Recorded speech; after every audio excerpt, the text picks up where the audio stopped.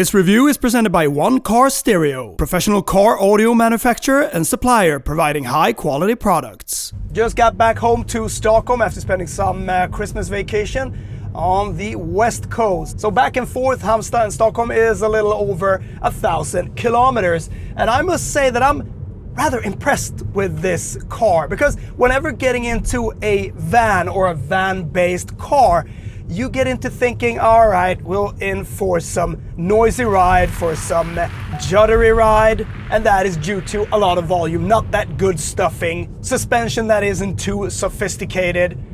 But this one, which is van-based, this new Tourneo Courier, and it feels like it's been polished and aimed towards being a more comfortable car for the family, and that you don't need to sacrifice all that comfort and some joy on the road and easy to live with type of driving just because you got yourself into that category of getting a van. This one drives really, really well. The steering is just soft enough, very easy to maneuver. It isn't that big, it's 4.3 meters in length.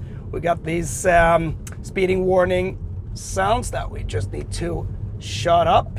And you do that very easily. Just get into settings, functions here on car, and then you get into speed and it's off. So there is some digging into this system, but it's not that bad. I think it works really well. Some other that tried this car out before me said, yeah, it's a bit fiddly getting into the climate control. Then also my spouse said that, where is the climate? But it says climate. I think it's really easy. You can push this button here on this very nice and clean layout type of panel down here. Plus, minus, and then you get the fan speed here. You can set how it is dispersed. Air conditioning, heated steering wheel. Maybe you won't see that, but it's displayed on the steering wheel, so very easy. Heated seats.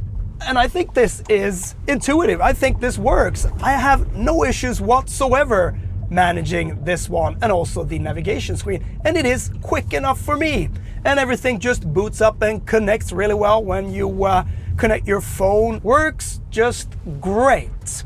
And when turning around, I mean, this is so easy. Look at this. Super simple to just swing around. And the steering is just light. Sometimes when you drive a bit more quick in some corners and you want to correct it, it might kick back a little sometimes. It is a little on the mushy side. It doesn't give you that direct feedback, but it's just fair enough for this type of car. And I don't think that it really bends that much in the corners. I mean, this is not a sporty car in any way, but it works just great. Driving it a little more brisk. Physical buttons, really smart. I just think that they are so easy to maneuver. You get the display of your boarding computer here. You can get the navigation screen set. My view, if you want to customize it.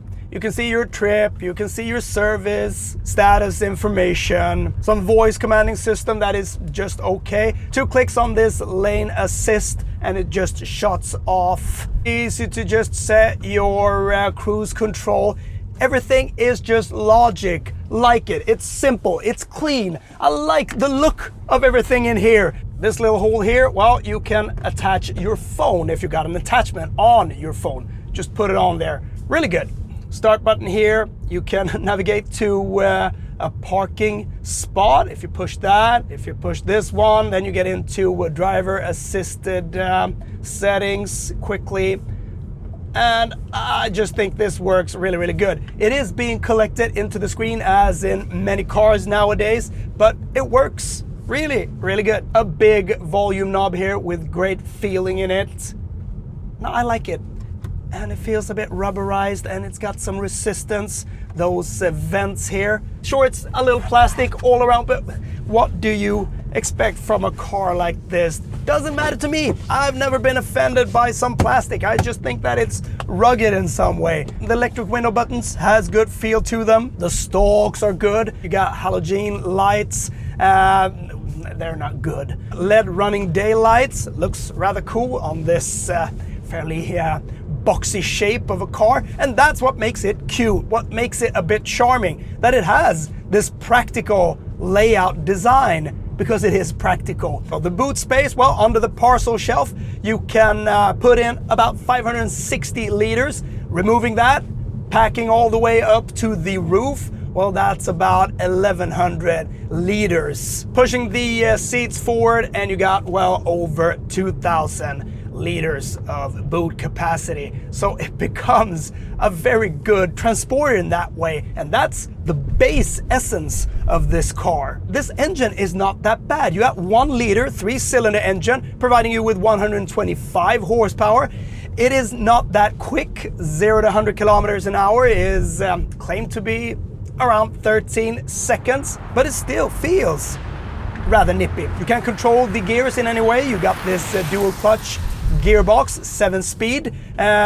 You can get it into low when you need to climb some steeper hills, or when going downhill it will engine brake a bit more if you carry a lot in the car. You can get it with a manual gearbox, a 6-speed induction charger, USB-C ports and USB ports. You got USB-C ports in the back. Big sunshades, it's almost like they cover the whole window. That is good. You can sit in so many positions in this car, and that's also a little treat with it, because getting down really low. Because getting down really low feels like you're in whatever car of some kind and not sitting that high. But the charm with it is to sit a little higher, I think. Not too high, but you get into a very comfy position driving it like a van. And also, this is a really good comfort level, having one armrest here for the driver, like that. And in the bends, when you push on a little more, it is just there. It doesn't get out of hand. When you push it a bit too hard, well, it will start to understeer, and yeah, you can feel the chassis, you know, like rumble a little and struggle.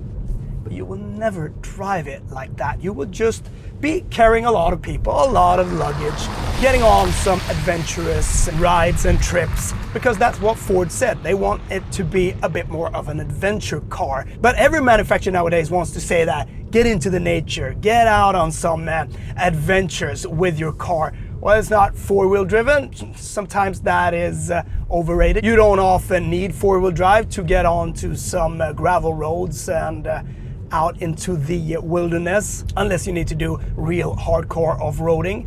So this works just great. You got 17-inch alloys on this one.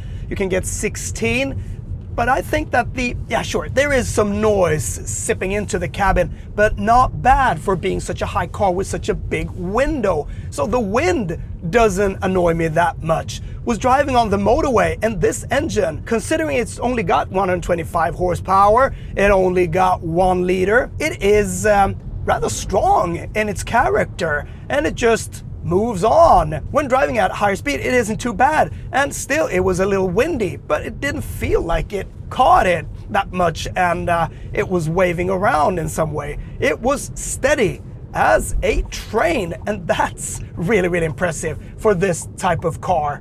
Consumption is about 6.5 liters per 100 kilometers. When driving fully loaded, 5 people all in all in this car with a lot of stuff in the boot, well, then it averaged 8.5 liters per 100 kilometers. And I still don't think that's too bad, just munching on the highway. And it's just great looking all around. I mean, look at the windows, the front window, the side windows. It just feels so pleasant having this much view all around. Cup holders, small neat pockets all around here, which you can put some stuff in the boot. Well, there is some hidden pockets which you can fold out and put some stuff in.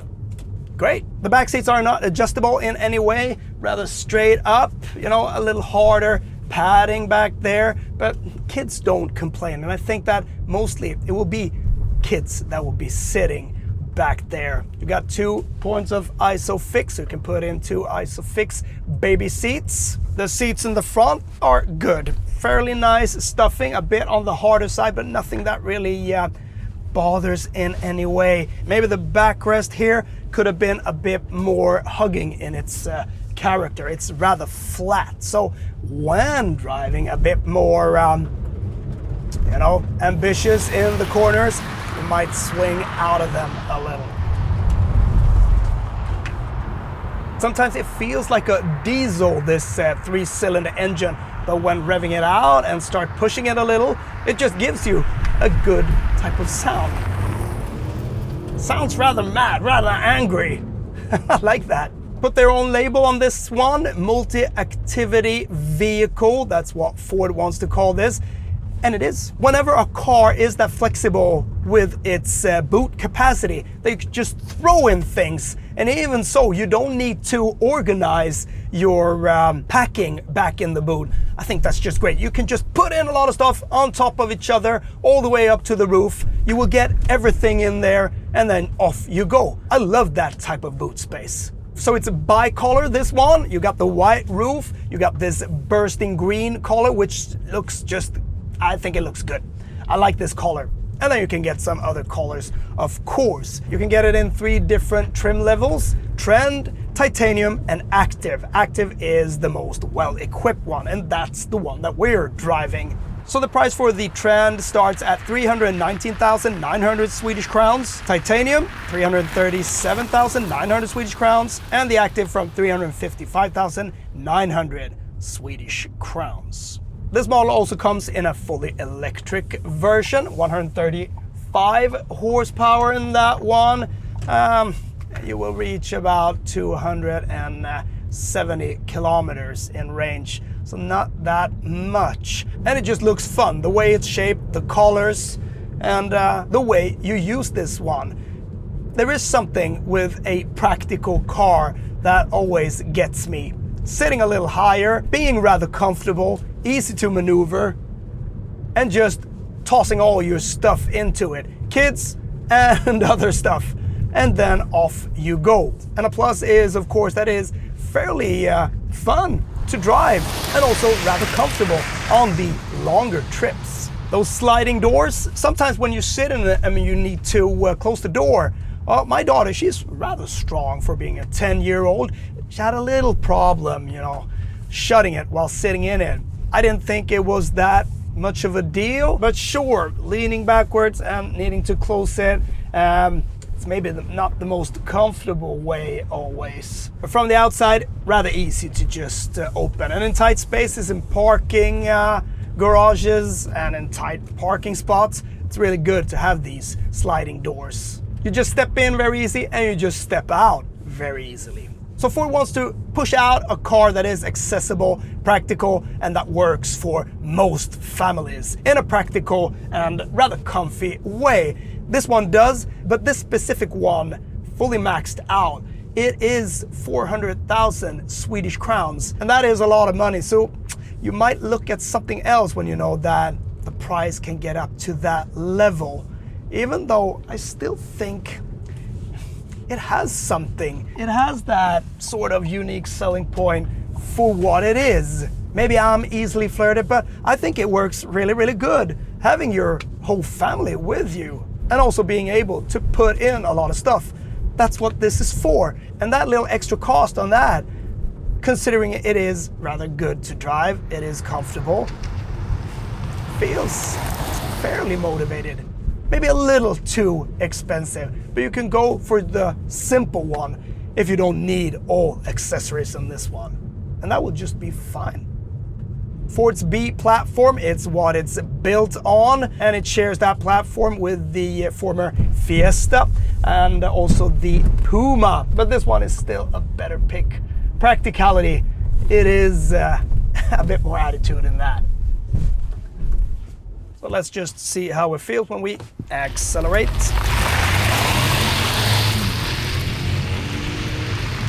Like the sound? It's not that bad in the corners. Disc at the front, what else? And then you got drum brakes at the back.